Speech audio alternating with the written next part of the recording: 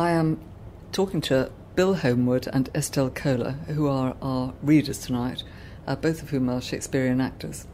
And I have to ask the terribly obvious question.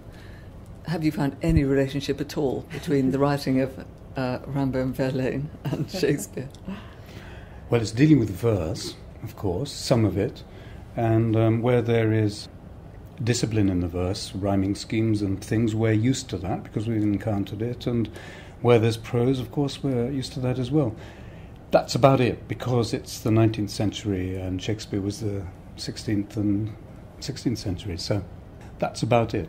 However, poets wrestling with philosophical issues must shine the torch on the same subjects, and so it's stuff we're used to grappling with.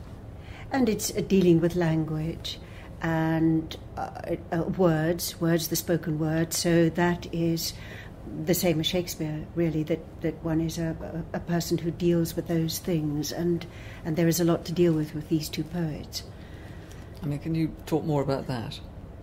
Well, Rimbaud is very different from Verlaine. Verlaine has a real kind of musicality about his verse, which I think is very beautiful, and it's got a rhythm. And know that Rimbaud tried to break all that down and make his language new and different, and he influenced Verlaine for a period of time as well.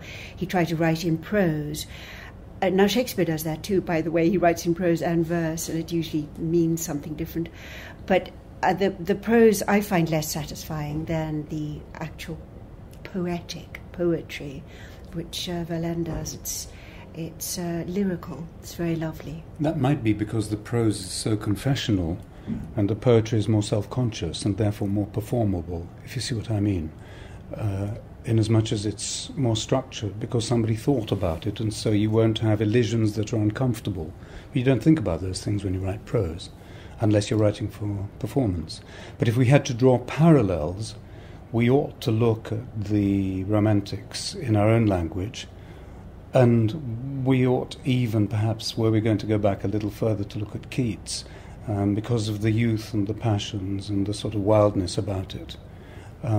But parallels with Shakespeare, no. Parallels with some of Shakespeare's characters, yes, perhaps. Mm-hmm. I find more similarity between some of Bernard Shaw's characters, for instance, the poet in Candide, and these chaps than I do between anything in Shakespeare and these chaps. I mean, just in terms of your job as actors, have you found it an attractive duo to work with? Yes, absolutely, yes. I'm fascinated by them, fascinated by what they try to do to break the verse down differently, to make it sound different. And they were breakthrough poets of their time. And where we live in the south of France, we've actually got, people are crazy about him, and our local mayor actually wrote on the cemetery there a piece of Verlaine. People know it and use it, and he was a great French poet of the time, so that's been great. That's on the stone at the entrance to the cemetery, which is actually called the Cimetière Verlaine.